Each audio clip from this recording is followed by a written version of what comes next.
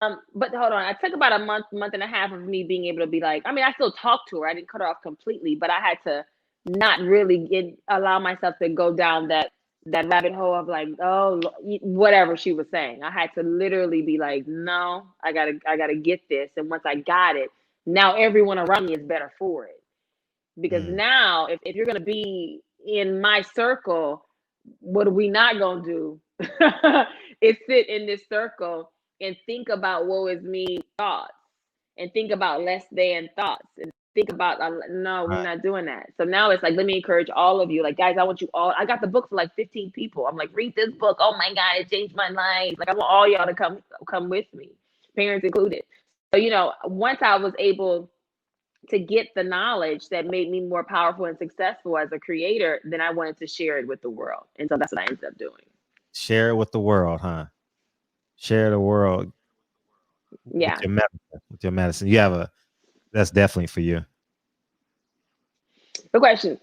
The Sweet Science Examiner. Congratulations on Lola being an official selection of the African American Film Festival. The Barbershop is also a boxing talk platform. So, how is training for the filmmaking process for Lola? Great question. I'm Thanks so gonna ask much you for about that that too. question. So he beat me to it. So go ahead. Yeah, go ahead.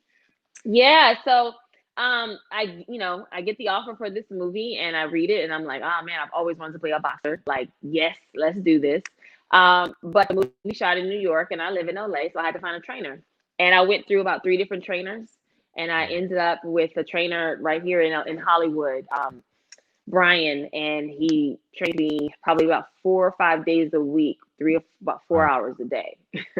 The training wow. for it was very rigorous because I needed, there's boxing training and there's also like hit training or strength and conditioning, I should say, Mhm. because you got to build up to be able to do three rounds, 3 minutes in a boxing round is like, I'm about to die. You know what I mean? You got to build up to that. People just think Yeah. like, oh, them rounds 3 minutes. Yo, you're like, yo, when it's 3 minutes, when you're first starting out. But my trainer would have me do Yeah, yeah. seriously. My trainer would have me do 10 rounds. I Uh-huh. would every time I had to get in the ring, I had to do 10 rounds of 3 minutes, 10 rounds to build it up, to build it up. And then each time, as with anything, practice makes perfect. I would get better and better. My endurance would get better and better and better for it. But man, I learned so much. I had to learn Southpaw because in the movie she switches, and she ends up punching out her opponent with the Southpaw. So I had to learn both sides, and that was like it was such a mental. I didn't realize how mental the sport of boxing is. So I'd be Mhm. sitting there like my brain is telling my hand to punch. I don't know why it's not doing it, like, Yeah, yeah. but it's such a mental sport. And once I started to really study boxers, Mayweather was always my favorite because I loved how much shit he talks and he always backed it up. And I've always loved boxing, right? But he is such, he has his own style, and I just loved how he boxed. I loved how, you know what I mean? Like, I just always loved him. So I would study Mm, him, like Tyson, Sugar Ray. Like, I would just look up different yeah. boxers to see like how they would move and how they would actually, approach the sport. But Mhm. my training, to the question, was I think a total of maybe 3 to 4 months. Wow. And yeah, it was short, but it was it was intense. It was intense because at the another thing I had to learn was the maintenance for your body. The maintenance for your body in general as an athlete, or if you're working out, whatever, is supremely important. But even more so when you're doing something like boxing, because Mm. I would leave and go home and be like, oh, I'm dead. I'm exhausted. Oh my god, I'm so tired. You know what I mean? And Uh-huh. my trainer would be like, we're getting the ice. Where the ice bath at? Da, da, da, da. And I'm like, an ice bath, my brother? You want me to do what? The first time I had to do that, it took 20 minutes to get in the water. To get in Yeah. the water. I was sitting there like, you know, I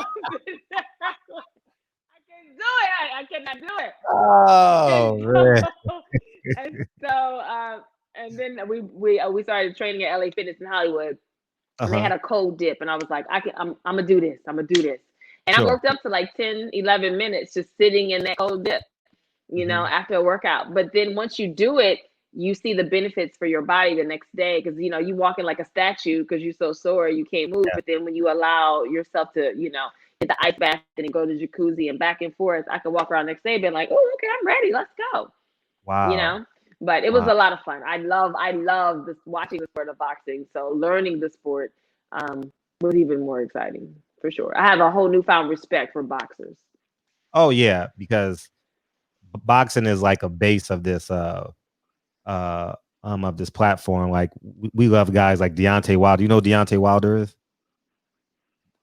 That oh yeah, the one that said to this day. You know that the one that went he done knocked everybody out. Yeah, and well, by the way, we have this thing here about jokes, right? And feel free to call in if you guys want to call in.